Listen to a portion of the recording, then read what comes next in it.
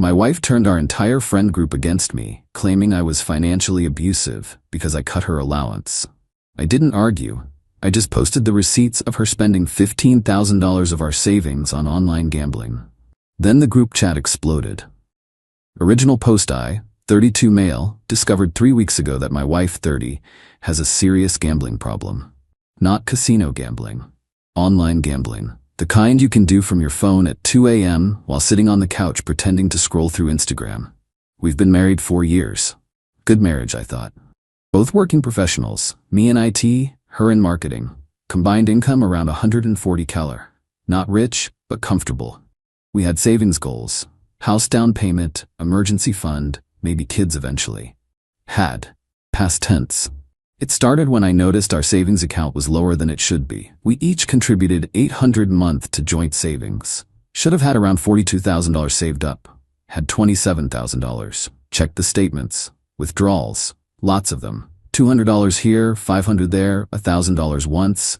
All going to something called Vegas Dream and Lucky Slots and BetMax Gaming. $15,000. Gone. Over 8 months. Confronted her that night. She cried. Said it started as fun, just small bets. Then she won $2,000 once and thought she could win more. Classic gambler logic. Promised she'd stop. Begged me not to tell anyone. Said she was ashamed. I believed her. Idiot. Set up new accounts. Moved remaining savings to one only I could access. Gave her a weekly allowance of $200 for personal spending. Coffee, lunches, whatever. Removed her access to credit cards. Kept one for emergencies. Standard addiction management stuff while she got help. She agreed to everything. Seemed relieved, actually. Said she needed the boundaries. That lasted 5 days. Then our friend group chat exploded. Her best friend posted, "Can we talk about financial abuse in relationships?" Asking for a friend who's literally not allowed to access her own money by her controlling husband. My buddy responded, "Wait, what? Bill?" Another friend, "That's messed up. Women need financial independence. This is literally how abuse starts." I'm reading this thinking, are they talking about us? Then my wife posted, "Thanks for the support, guys. It's been really hard. I'm not allowed to have my own credit card. He gives me an allowance like I'm a child, tracks every dollar I spend. I feel trapped." The group chat went nuclear. 23 messages in 10 minutes. All variations of "leave him," and "that's abuse," and "I always knew something was off about him." Not one person asked my side. I sat there staring at my phone. My wife was in the bedroom, had been for an hour. This was planned. She'd set this up. Could have defended myself immediately, could have explained about the gambling. But something stopped me. Maybe pride. Maybe I wanted to see how far she'd take it. Logged into our bank accounts. Downloaded 8 months of statements. Highlighted every single gambling transaction. $15,347.82 total. Created a PDF. Added screenshots of the gambling site logins from our shared laptop. She never logged out. Added the text where she promised to stop. Saved it all, waited. The group chat continued. People I'd known for years calling me controlling, abusive, a manipulator. My wife playing the victim perfectly. He says it's for our future, but I can't even buy myself lunch without asking permission. That stung. Because I'd never said she couldn't buy lunch. The $200 weekly was for fun money. Groceries and bills came from joint accounts she still had access to. But facts didn't matter. The narrative was set. I was the bad guy. Waited until the chat died down, around midnight. Then posted the PDF. Me. Since we're discussing financial abuse, here's $15,347.82 of our savings that went to online gambling over 8 months. Every withdrawal highlighted, all without my knowledge. The allowance was intervention for addiction, not control. But sure, I'm the abusive one. Sent it, put my phone on silent, went to bed, woke up to 156 unread messages. Update 1, 1 week later. The group chat is still chaos. Let me catch you up. When I posted those receipts, the immediate response was silence, like dead air for 20 minutes. Then one of the guys, my closest friend in the group, messaged, "Holy crap, dude." That broke the dam. Questions flooded in, people asking my wife directly, "Is this real?" Her response, "It's out of context. He's twisting things to make me look bad." Out of context. 15 grand in gambling losses is out of context. But here's the thing about friend groups.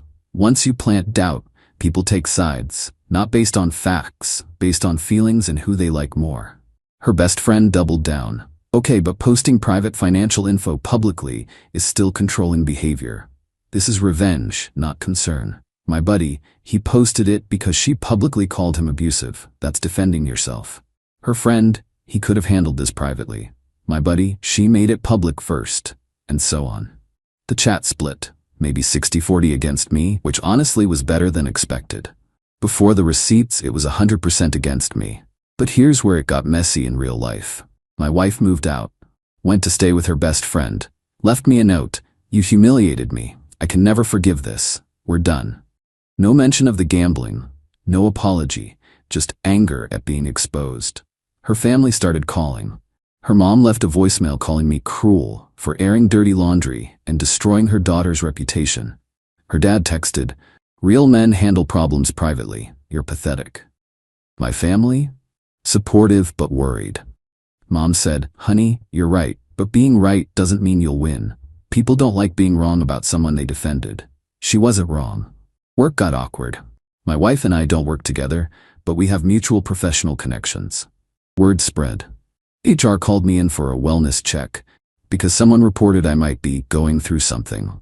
Had to explain the situation. They were sympathetic but clearly uncomfortable. The worst part? Some of our friends who initially defended me started backing off. Not openly switching sides, just going quiet. Unfollowing the group chat, declining hangout invitations, being busy. Turns out people don't like drama. Even when you're objectively right, being involved in a messy situation makes you radioactive.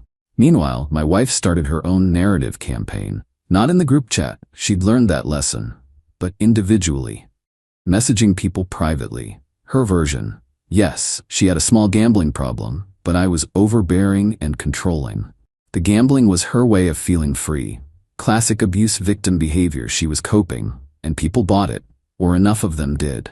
My buddy showed me screenshots. Her message to his girlfriend, "I know the receipts look bad, but you don't see the daily criticism. The way he monitors my every move. The gambling was wrong, but it was my only escape. I felt suffocated." Masterful manipulation. Admit to the gambling, minimize it, then pivot to being a victim of my control. Got a text from a couple we used to hang with. "Hey man, we care about both of you, but we think it's best if we take some space from the situation until you guys figure things out. Hope you understand." Translation: we believe her. We're out. Lost about 6 friends that week. People who I'd known since college, gone. But something interesting happened at day 9. Her best friend's husband messaged me privately. "Dude, I gotta tell you something. Wife doesn't know I'm saying this. Your wife came to stay with us, right? She's been on her phone gambling every night, like significant amounts. I saw over her shoulder. She's not stopping." Me, how much? Saw one bet for $800 last night. My wife is clueless. I don't know what to do. Me, document it. You might need it. For what? Me, when she can't make rent and asks to borrow money. 3 days later, he messaged again. She asked for $1,200. Said she's short on rent money. My wife wants to help her. Called it. I didn't respond. Not my circus anymore, but I did start documenting everything. Her messages to friends, screenshots of her posts, building a case. For what, I didn't know yet. But I knew this wasn't over. Update 2, 3 weeks later, divorce is officially filed. I did it first. Beat her to the punch. She lost it when she got served. Called me screaming about how I was abandoning her and not supporting her through her illness. Gambling addiction is apparently only an illness when it's convenient for her narrative. Her attorney sent a letter demanding 50% of all marital assets, standard, reimbursement for the $15,000 gambling money because it came from joint funds she had equal right to access. Spousal support for 2 years while she recovers from financial abuse trauma. Me to pay her legal fees. I laughed. Actually laughed. My attorney didn't. They're going to argue that your restriction of funds caused her emotional distress, that the gambling was a symptom of your controlling behavior. That's insane. That's family court. Discovery process started. Both sides have to disclose finances. My wife's disclosures came in. Current savings $340. Checking $89. Credit card debt $12,000. All since she moved out 3 weeks ago. She'd gambled away everything she had left, plus borrowed money. I have no idea where the $12K in credit card debt came from. Those weren't cards connected to me. My attorney, this actually helps us, shows ongoing addiction and financial irresponsibility, undermines her argument that you were being controlling versus protective of assets. Meanwhile, her friend group continued the pressure campaign, not in the original group chat that had been abandoned, but individually and on social media. Her best friend posted, "Reminder that leaving someone when they're struggling with addiction is cruel. Support systems matter. Some people show their true colors when things get hard." Didn't name me. Didn't have to. Everyone knew. Comments were mixed, some agreeing, some pointing out that enabling addiction isn't support. Lot of armchair psychology about codependency. I didn't respond. My attorney said not to engage on social media at all. Everything you post can be used in court, but my mom did. Bless her. Commented, "Reminder that stealing $15,000 from your spouse and then playing victim when confronted is also cruel. Accountability matters." Her comment got 43 likes, more than the original post. Small victory. The real shift happened at the temporary orders hearing. This is where the judge decides temporary stuff while the divorce proceeds. Who lives where, temporary support, that kind of thing. My wife showed up dressed conservatively. Hair pulled back, minimal makeup, playing the victim perfectly. Her attorney argued she needed temporary spousal support of $2,000 per month because she couldn't work full-time due to emotional trauma from the marriage. My attorney presented bank statements showing the gambling, credit reports showing new debt, screenshots of her messages admitting to the gambling, statement from her best friend's husband, he'd agreed to provide it, about ongoing gambling while living with them. Judge reviewed everything, looked at my wife. "Ma'am, are you currently employed?" "Part-time. The stress of the divorce has made it hard to work full-time." "But you were working full-time before the separation?" "Yes, but..." "And the reduction in hours happened after you left the marital home?" "Yes." "Of your own choice to leave?" "I felt unsafe." Judge reviewed more paperwork. "I see no police reports, no restraining orders, no documented threats. What made you feel unsafe?" "He was controlling my money." "Your testimony states he restricted access to credit cards after discovering significant gambling debts. Is that correct?" "He made me feel like a child." "Did he restrict access to your personal accounts or paycheck?" Pause. "No." "So you had access to your own income?" "Yes." "And the restriction was on joint accounts and credit cards?" "Yes." Judge wasn't having it. Ruled, no spousal support during pendency of divorce, marital assets frozen until trial. Each party pays own legal fees. She needs to find her own housing. My apartment lease is in my name only. Outside the courthouse, her attorney looked frustrated. My attorney looked pleased. My wife looked furious. She cornered me in the parking lot. "You're really going to destroy me over this?" "I'm not destroying anything. You did this. I have a problem. I need help. I tried to help. You called me abusive. You turned our friends against me. You made your choice. I was embarrassed. I didn't want people to know. So you made me the bad guy instead. What was I supposed to do? Tell the truth, get actual help, not blame me for your addiction." She started crying, real tears this time. "I can't afford rent. I have nowhere to go. That's not my problem anymore." Walked away. Felt bad for about 30 seconds. Then remembered the 156 messages calling me abusive. But here's where it gets interesting. That night, 2 friends from the original group, ones who'd gone quiet after everything, messaged me. Friend 1, "Hey man, I owe you an apology. I believed her without asking your side. That was wrong. I'm sorry." Friend 2, "Just want you to know I see what's happening. The court stuff is public record. You're doing the right thing." Not full vindication, but something. Also heard through the grapevine that her best friend kicked her out. The gambling at their house was the last straw.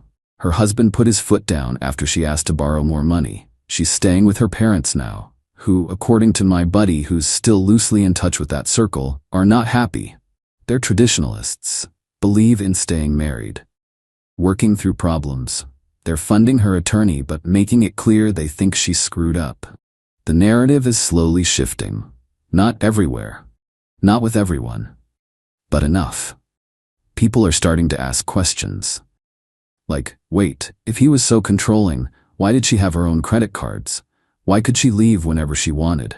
Why didn't she report anything to anyone until after he caught the gambling? The answers don't look good for her story. Update 3. 2 months later, divorce was finalized last week, faster than expected. Turns out, when one party has documented proof of wasting marital assets and the other party keeps accumulating debt, judges move things along. Final settlement, she gets 35% of marital assets after the gambling losses are deducted. Judge ruled the $15,000 counted as dissipation of marital assets. No spousal support. She keeps her car, which she's still paying off. I keep the apartment and my savings. Each pays own legal fees. She fought it. Her attorney filed appeals, requested delays, tried to argue the gambling losses shouldn't count. Judge denied everything. Said clear pattern of financial irresponsibility and lying precluded equitable distribution. My attorney costs $8,000, worth every penny. Her costs probably double that, since her parents were paying. The friend group situation, mostly resolved, weirdly. The original group chat was deleted. People splintered into smaller groups. I'm in one with about 6 people, the ones who either believed me from the start or came around after seeing the evidence. My ex-wife has her own group, smaller. Her best friend, despite kicking her out, still orbits her drama. Few others. They occasionally post supportive things about surviving toxic relationships and choosing yourself. Whatever. Not my problem. The mutual friends who went silent? Still silent. Couple of them sent awkward, "Hey, sorry about everything" messages. I responded politely, but didn't push for reconnection. Some friendships don't survive this kind of thing. That's okay. Work stabilized. HR stopped checking on me. Colleagues stopped giving me pitying looks. Life moved on. The actual aftermath of the gambling. My ex-wife's debt ballooned to $18,000. Credit cards, personal loans, probably loan sharks for all I know.